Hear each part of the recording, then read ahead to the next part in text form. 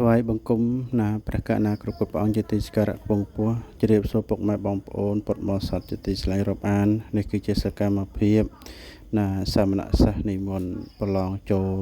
រៀនពុទ្ធកៈមជ្ឈមសាស្ត្របឋមភូមិនាវត្តពោវាលនៃសាលា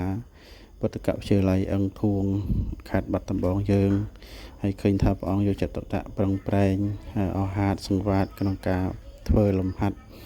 នាការប្រឡងនេះផងដែររីឯចំណែកព្រះគុណរៈក៏បានយកចិត្តទុកដាក់ផ្ទៀងផ្ទាត់នឹងមើល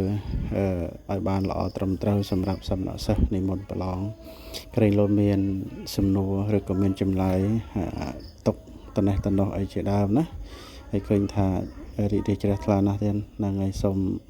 អនុមោទនារីករាយណាជាមួយសាមណសិស្សនិមន្តកំពុងប្រឡងផងដែរទៀតដើម្បីឲ្យល្អប្រសើរនេះសូមអនុមោទនា